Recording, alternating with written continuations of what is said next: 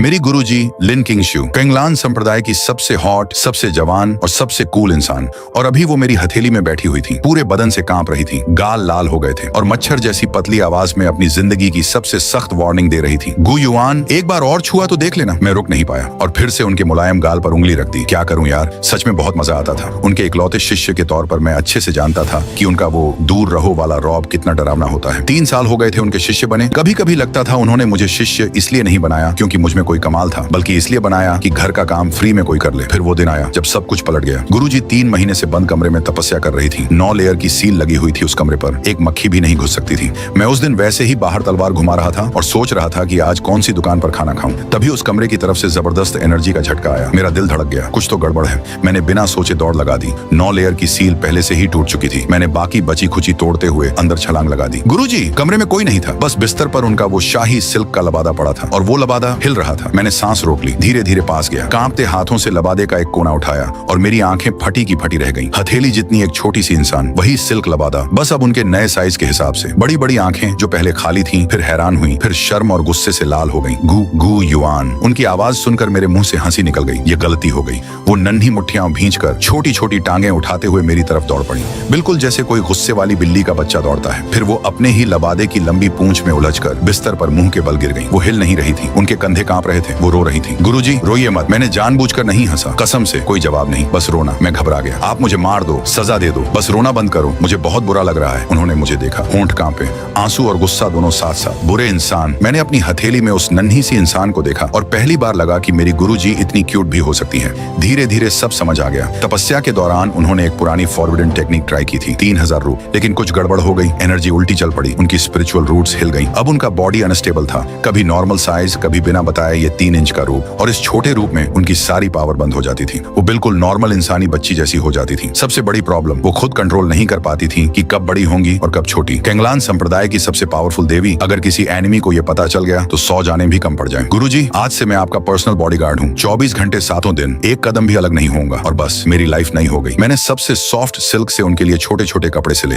अपना तकिया उनका रॉयल बेड बना दिया। हर खाने में से एक छोटी थाली अलग निकालता। ये भिखारी वाला खाना नहीं खाती मैं। वो 3 सेकंड तक झगड़ती रही, फिर शर्माते हुए मुंह खोल दिया। उस नन्हे मुंह को खाते देखना देखभाल आसान हो जाए, इसलिए मैंने उन्हें अपनी लबादे की चौड़ी आस्तीन में जगह दी। अंदर पूरा छोटा रूम बना दिया, बेड, तकिया, टेबल कुर्सी और एक छोटा सा एनर्जी गैदरिंग जादू। तब से कैंगलान के शिष्यों को एक अजीब सीन दिखने लगा। वो गु युआन जो कभी कमरे से बाहर नहीं निकलता था, अचानक रोज तलवारबाजी ग्राउंड में दिखने लगा, रोज लाइब्रेरी में बैठने लगा। गु युआन भाई, तू ठीक है? आजकल अपनी आस्तीन देखकर क्यों हंसता रहता है? कोई है क्या अंदर? अरे बकवास मत कर, मैं ध्यान लगा रहा था। तुम नहीं समझोगे। लिन फेंग नहीं माना। मैंने उसे कोने में खींचकर बताया, सुन, एक बात बता रहा हूँ, किसी को मत बोलना। उसने कसम खाई। मैंने धीरे से कहा, गुरुजी ने एक छोटा सा पेट रखा है, बहुत क्यूट है। पेट? मैं रुक नहीं पाया। बस इतना सा है, हथेली में आ जाए। गुस्सा बहुत करती है लेकिन असल में बहुत डरपोक है। बिजली कड़के तो डर जाती है, खाने में नखरे बहुत, खिलाने के लिए मनाना पड़ता है, और जब गुस्सा होती है तो गाल फूलकर छोटी सी पकौड़ी जैसे हो जाते हैं। हाथ लगाओ तो एकदम सॉफ्ट, एकदम गोल मटोल। मैंने देखा। लिन फेंग चुप हो गया, लेकिन आस्तीन से एक फेमिलियर ठंडक फैलने लगी। हे भगवान, वो रात मेरी लाइफ की सबसे लंबी रात थी। मैंने खाना लाया, नहीं खाया, बात की, जवाब नहीं। वो घुटने मोड़कर कोने में बैठी रही, मेरे सिर पर जैसे तलवार लटक रही हो। देर रात जब मेरी आंख लगने लगी, गु गु युआन, मैं चौंक कर उठा। गुरुजी सामने खड़ी थी, एकदम गोल मटोल।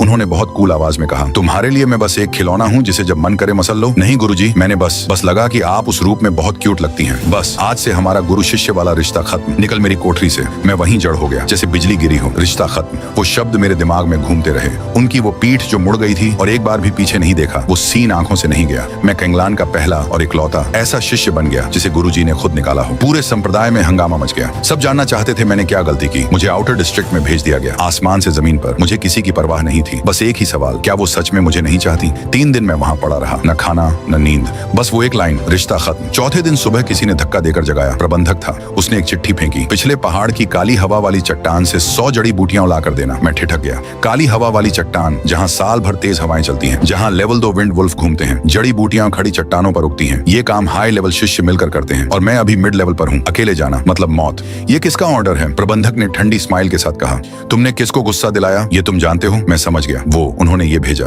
तो वो अभी भी इतनी नाराज हैं कि मुझे दुनिया से ही हटा देना चाहती हैं। दिल में एक और चाकू उतरा। ठीक है, अगर मरने से उनका गुस्सा ठंडा होता है तो मर जाता हूँ। मैंने मना नहीं किया। थके बदन को घसीटते हुए पिछले पहाड़ की तरफ चल दिया। काली हवा वाली चट्टान पर हवाएं चाकू की तरह काट रही थी। मैं मुश्किल से चट्टान से चिपक कर जड़ी बूटी ढूंढ रहा था। हवा के झोंके मेरे कपड़े और बॉडी पर निशान छोड़ते जा रहे थे। कोई फर्क नहीं पड़ रहा था। बॉडी का दर्द दिल के दर्द का छोटा सा हिस्सा भी नहीं था। जब एक जड़ी बूटी मिली और मैं हाथ बढ़ाने वाला था, ऊपर से वुल्फ की चीख आई। मैंने सिर उठाया। 3 बड़े बड़े हवा भेड़िए अपनी हरी आंखें मुझ पर गड़ाए बैठे थे। मेरे होंठ ठंडे पड़ गए। 1 से लड़ना भी मुश्किल था, 3 से कोई चांस ना। मैंने आंखें बंद कर ली, लेकिन दर्द नहीं आया। एक छोटी सी तेज आवाज आई और फिर भेड़ियों की चीख। मैंने आंखें खोली। तीनों भेड़िए खून में पड़े थे। चट्टान पर एक सफेद कपड़ों वाला साया तलवार लिए खड़ा था। हवा उसके बाल और कपड़े उड़ा रही थी। वो लिन किंगशू, वो आ गई, आखिरकार आ ही गई। मेरे दिल में एक चिंगारी जल उठी और उनकी आवाज ने उसे बुझा दिया। मैं बस अपनी चीज लेने आई थी, तभी मैंने देखा उनका बॉडी हल्का सा डगमगाया, एक दबी हुई सिसकी, और वो सिकुड़ने लगी। गुरुजी, मैंने हथेली आगे कर दी। वो नन्ही सी हथेली में आ गई, बिल्कुल थकी हुई, पलकें भी मुश्किल से खुल रही थी। उस एक तलवार के वार ने उनकी सारी बची खुची ताकत खींच ली थी। मैं उन्हें हथेली में लिए बैठा रहा। दिल दर्द से भरा था और हंसी भी आ रही थी। ये पागल इंसान, मुंह से बोला रिश्ता खत्म, और पीछे आकर जान बचाई। खुद इतनी कमजोर थी, फिर भी आ गई। मैंने उस सोती हुई नन्ही सी जान को देखा और दिल में पक्का कर लिया, चाहे वो जितनी बार निकाले, मैं जाऊंगा नहीं। काली हवा वाली चट्टान से वापस आने के बाद हमारे बीच एक अजीब सी खामोश समझौता हो गया। उन्होंने रिश्ता खत्म वाली बात फिर नहीं उठाई, मैंने एकदम गोल मटोल वाली बात फिर नहीं उठाई। हम दोनों ने मिलकर उस बुरी याद को बंद कमरे में बंद करके रख दिया। लेकिन कुछ चीजें चुपचाप बदल रही थी।